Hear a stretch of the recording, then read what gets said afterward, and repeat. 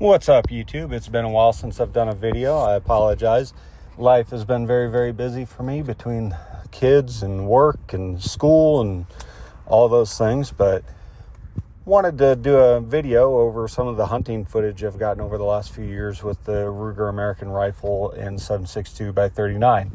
Most of you guys know me because of the conversions I do to allow this to use the AK-47 magazines, and I'm still doing those conversions, still working on different things. Got a big announcement I'm going to be making this weekend over Memorial Day weekend, so stay tuned for that. If you want to hear about that, make sure you like, share, subscribe, all those things. If you have any questions, throw it down in the comments and I'll get back to you as soon as I can.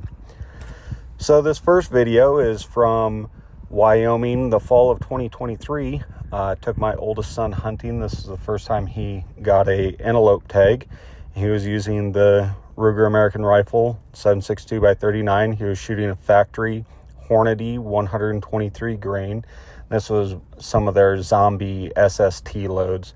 The rifle actually really likes this load. It usually shoots around 3/4 of an inch to an inch group at 100 yards. So from the time that we saw the antelope and we started stalking, it took us about 30 or 40 minutes to where I start the video, and I had given him a range of 268 yards. Now, something that I discovered and had to teach was that he didn't have the scope zoomed in very far, and this is the first focal plane scope, so his aiming point is a chevron, and it looked like a dot to him instead of a chevron, so he wasn't aiming quite correctly, so that kind of plays into what happens. His first shot, I got excited and I dropped my phone, but he did hit on his first shot. It was a high double lung shot that slowed her down, but she ran for about 100 to 150 yards. He got lined up again. Gave him another range, told him to hold a little bit higher. And this shot put her on the ground pretty quickly. It took out her heart and shredded the lower lungs. All right, here's the results from the antelope. So the second shot was down low and took out the heart and lungs. The first shot was actually up high and it clipped their lungs, but didn't put her down. Slowed her down, but then the second shot was the one that put her on the ground. So don't let anyone tell you that the 7.62 by 39 is an ineffective cartridge. Used with the correct bullets and used properly within a reasonable range, it is a very good hunting cartridge. So the next hunt was the following fall, the fall of 2024. Again, this is in Wyoming for mule deer. Unfortunately, I didn't get any audio because my phone was connected to the truck. I had left my youngest son in the truck with it running to stay warm while we stalked these mule deer up the side of the mountain.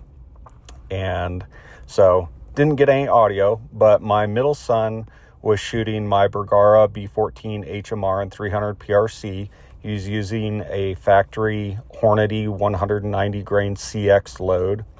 And then my oldest was shooting his favorite, the Ruger American Rifle in 7.62 by 39, but he was using my Barnes Tac TX 110 grain reloads. This is the first time we've used this reload on game animals, so I was curious to see how it would do.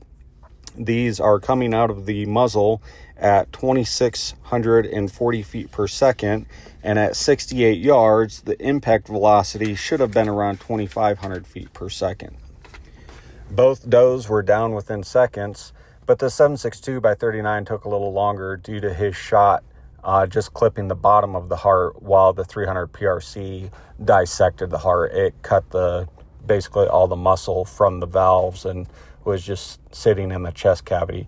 But both rifles performed well. Both shots did great, and both does were down within seconds. The 300 PRC dropped immediately, and the 7.62 by 39 doe was down within about 10 seconds. So while skinning and cleaning the doe that was shot with the 7.62 by 39, I located two petals that had separated from the shank due to the high impact velocity. So based on this, I may end up backing the velocity off slightly. There was an accuracy node at a little bit lower velocity that was really, really nice, but at the time I was going for the highest velocity. So I'll probably drop that down a little bit to get the bullet into a better operating range, since these are designed around the 300 blackout, and that definitely has a much lower operating velocity than what I'm shooting them at. So again, appreciate you guys watching this video. I'm going to be releasing some more videos coming up, mainly about the AR-10 magwell adapters. So make sure you're subscribed, you're watching for that. Otherwise, if you have any questions, make sure you reach out and I'll get back to you as soon as I can. Thanks, guys. Have a good week.